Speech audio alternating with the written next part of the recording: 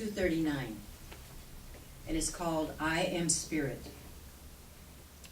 There is a spiritual body that cannot deteriorate. This spiritual body is already within you.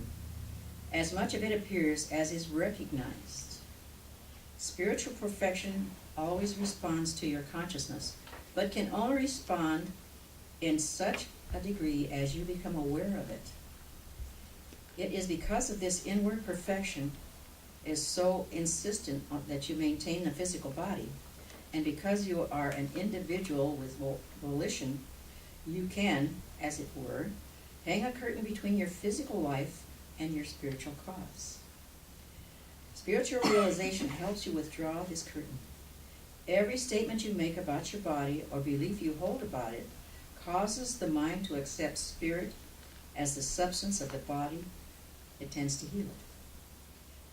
So you can say to yourself, I realize that there is a divine presence at the center of my being. I let this recognition flow through my entire consciousness.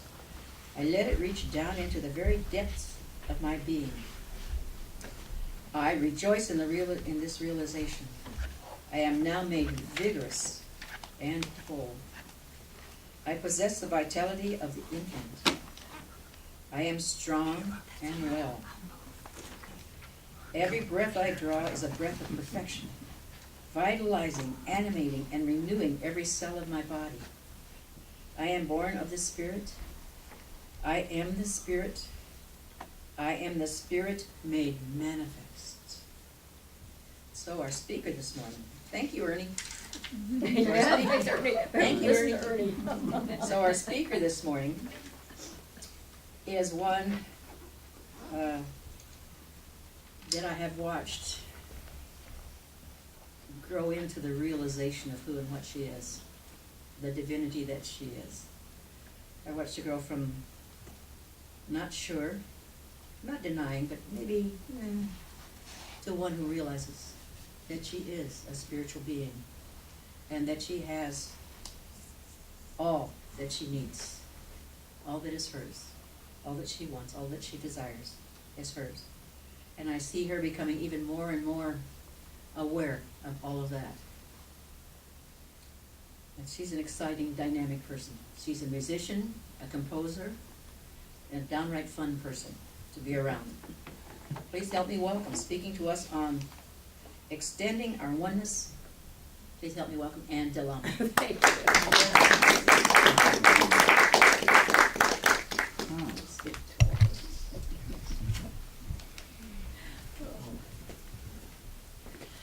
Oh, good morning. Good See, we're all morning. set up here. We'll do our 2-second sound check. Extending into oneness.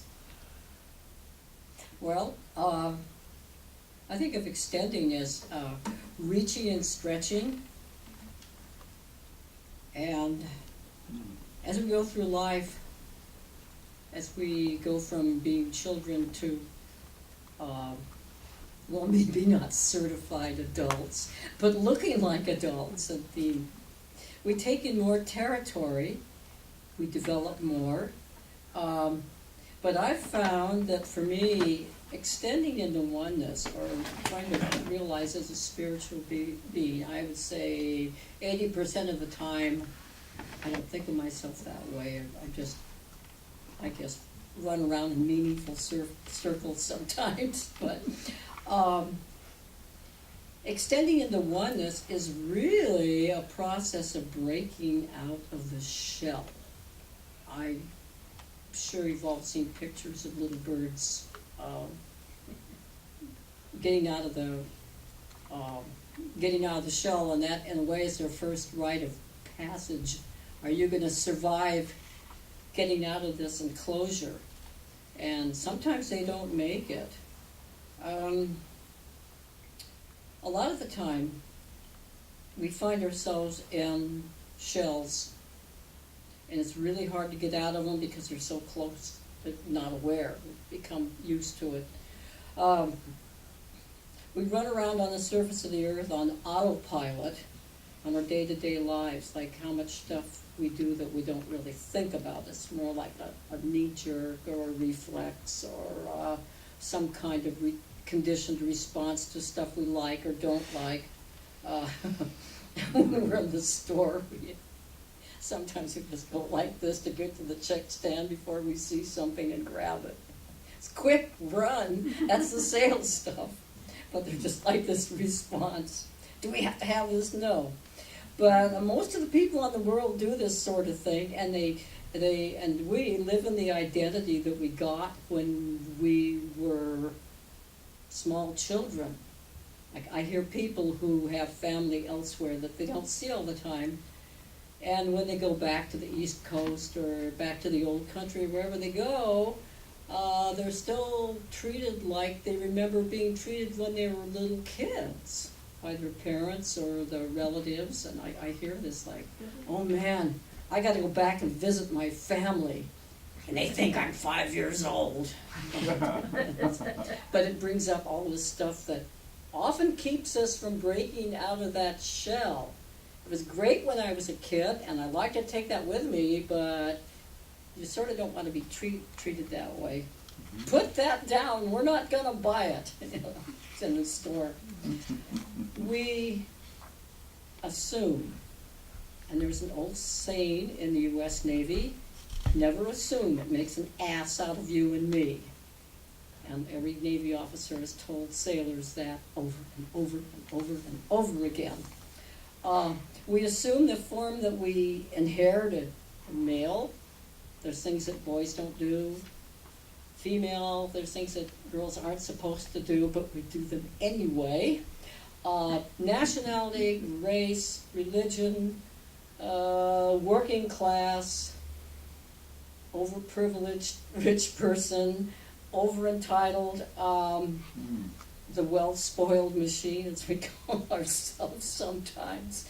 And we fall into this identity, and we don't look past of who we really are, or past what we really are. We don't get to explore that artesian part of ourselves that always flows. And usually this doesn't happen until we get really desperate. And he says, I got to break out of this shell. I'm dying in here if there's not enough room to grow. However, the universe being what it is, it's expanding and growing, and there's many metaphysical writers that said that development is the name of the game. Becoming more of what we truly are. And it's hard to see when we're presented, or we present ourselves with what circumstances are. Circumstances are often like special effects in the movies. Things look a certain way, and if you really look at them, that's not really the way they are. I hear people say, well, that's just the way it is. Well, that's what it looks like, but sometimes it takes effort to look behind the scenes of ourself, our identity. Seeds will pop open into sprouts, and different plants, to sunflowers to redwoods, things keep developing, and then they pass away and they come back in another form. Form always changes, and so do we. We'd like to think we don't, but change is the only thing that's constant. I know that in my younger years, I ran around on autopilot, but there were some real cockpit problems. The autopilot wasn't programmed very well, and I really got myself into a situation where it was almost do or die to get out. Some of it was circumstances, but most of it was the way I looked at it and the way I perceived it. I had really severe depression. I still do sometimes, but there's always action that I can take to work past it.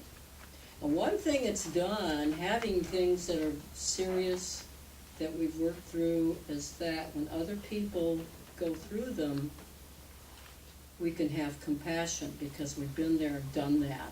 And we also know that they can work through it. I realized that I had not a very good autopilot, also didn't listen to the control tower very well either, and kind of went on my own merry way, and it wasn't very good. And to this day, I still have like a constant need to check in and refine and develop the skills with my inner self and to see past the shell that I've gotten myself into and to deal with the change. Because how many times, like, you'll tell people with an alcohol problem, you know, you really should stop drinking. Well, where does that get you? Who, me? I'm just fine. Where's my car? Oh, there it is. And they wander all over, and then they leave. But does that mean that I have to stop eating junk food? Does that mean that I have to change jobs? Does that mean I have to sell my house? Does that mean I have to lose weight? What do you mean I have to stop complaining so much? If I don't, who will? What do you mean I have to change my attitude? I'm just this sort of person, and I can't do that. I am what I am, period. Even when it doesn't work.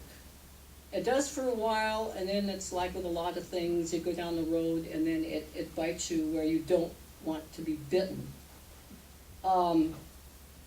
I'm convinced that there's a lot of people, and I've seen this over and over, that they'd rather physically die than change. Happened to a neighbor of mine, wonderful man, retired Navy guy, but he admitted that he liked to drink, and he didn't, and he wrecked his health, and he finally passed away, and he had so much to offer. He was such a neat guy, although the other neighbors didn't like him, and how can you stand that guy? And I said, well, did you tell him what to do? And they said, yes. I said, well, that's why he doesn't like you. Never tell people what to do sometimes when they're in that frame of mind. Mm-hmm.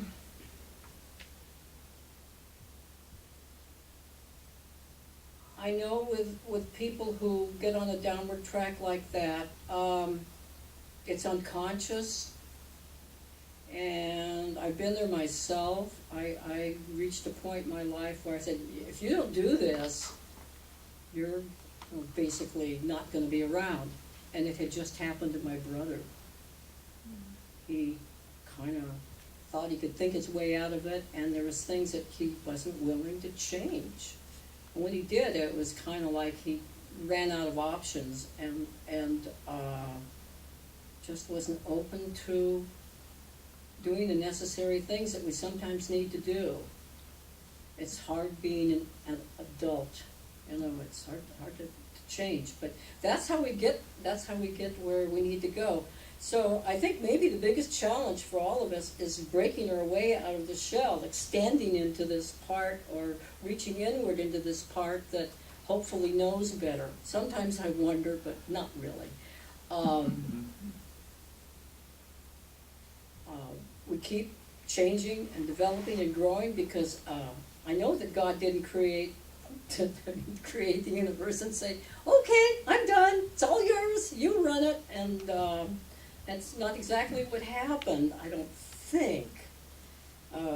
We tend to think that a lot of things are permanent, like mountains and rivers and continents, but we do know they change. Scientists have found evidence of how the earth has changed, and it's still changing. But the thing is that makes it challenging at times is when we break out of the shell, we get to go into a whole new world.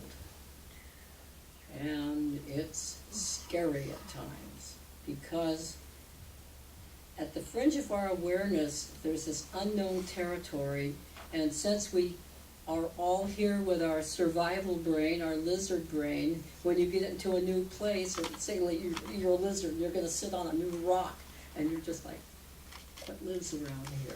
There might be a bird that would eat me. I think I'll stuff myself on this crack and wait and see if it's okay, because that's what they do.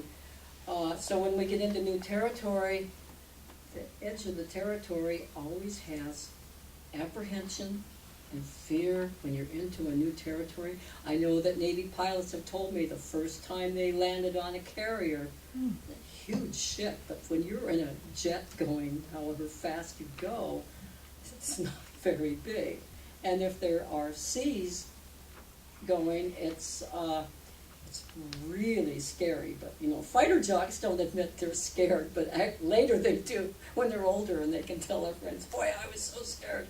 But they train for it, and in our metaphysical practice, we can, well, not train for, but work through our change with the support of our friends who've gone through it. And through prayer and meditation, and we do get an inkling of, yeah, you can do this, because there's a natural resistance. And I know many masters have said it's not so much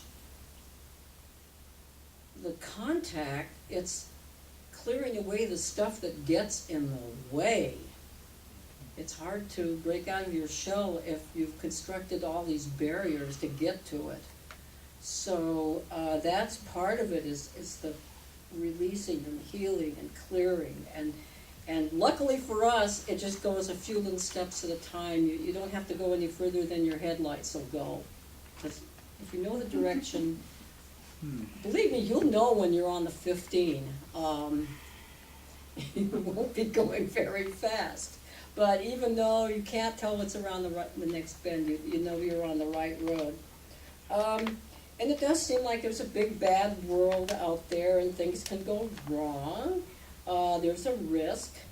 And sometimes it's easier just to hide out in our armor and not do the change. So fear stands at the edge of our known territory. It always does. People progress in spite of that. What is it like for all the people who came to this country that left their homeland? And maybe it wasn't because they had to, because it was just war-torn and they couldn't survive. But to leave behind a whole culture, and Brigitte has shared what it was like coming here. And almost 25% of our population in San Diego is people who have come from elsewhere, besides the United States, but like Europe and Asia. And I've heard, I usually ask people, and I talked to a Chinese lady when she was a kid. She came on a refugee boat, and they really, how did you do it? And she said, you just did the next thing.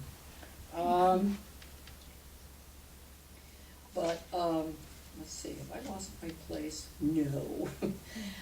Fear goes with the territory. Because I remember in my childhood being utterly paralyzed over stuff. I could not move. Sometimes it was for a good reason, but there was a point where I couldn't get out of the shell, and I guess I just grew out of it. And maybe if you keep growing, it'll just break. Sometimes that happens. This is where our spiritual principles can come in a big way, because there's a big power behind us to take care of this and to help us with it.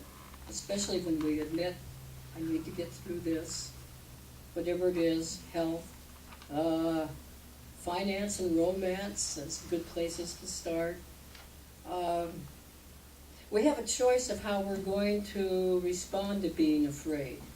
To some people, the adrenaline junkies, that's the way to go. I've seen surfers do things and I think, I hope you have 9 lives, because you just used up a couple of them. I made it. I'm still alive. Yay! But what we do have is we have the gift of love within us. We will experience here in meditation. There's this beautiful hymn that was written by a Methodist, I think, minister. It's called The Gift of Love, and Marvin's going to do it later. And the lyrics go, though I may speak with bravest fire, and have the gift to all inspire, and have not love, my words are vain, as sounding brass and hopeless gain. Though I may give all I possess, and striving so my love profess, but not be given by love within, the prophet soon turns strangely thin. O Spirit, come to our heart's control. Our spirits long to be made whole. Let inward love guide every need, By this we worship and are free. And contacting our greater self permits us to use fear in a way that gives us energy and confidence. Everybody gets nervous. I was wondering about these songs. I thought, am I going to destroy them today? And they came out fairly well. But I always get like sort of an apprehension going. We become acquainted with that part of us that does know better. Yes, I can land on the carrier. Yes, I can sell this property. Yes, I can talk to my boss about a raise. Yes, I can leave somebody who has not been very supportive. Yes, I can take the next step. Yes, I can walk through a bad medical diagnosis. No, I'm not going to die next week. I can do this, and I am doing it. Many times the discomfort that I have lets me know that I'm growing. Growing pains, they're real. So we learn to incorporate the fear feelings and learn to use them as stepping stones to a greater expression and a greater depth of love and understanding, and the freedom to fulfill God's will or our personal blueprint if we're educated as an engineer like I am. And we can fill those desires. For me, it's playing music and going surfing and seeing you guys, and also seeing people walk through. That's one of the coolest things in the world if you're in a recovery or a minister or just helping, is when you see your friends get it and walk through seemingly impossible barriers. So it's done a lot, and sometimes it's very quiet, but it's there. So for me, that's been the extending into oneness, recognizing somehow what or who I truly am, and then practicing that to get through my cockpit problems and through the shell and the things that want me to contract rather than to grow out. So it's a matter of extending and extending our hearts and our minds and our good vibes. And thank you very much, and try to stay cool. Thank you.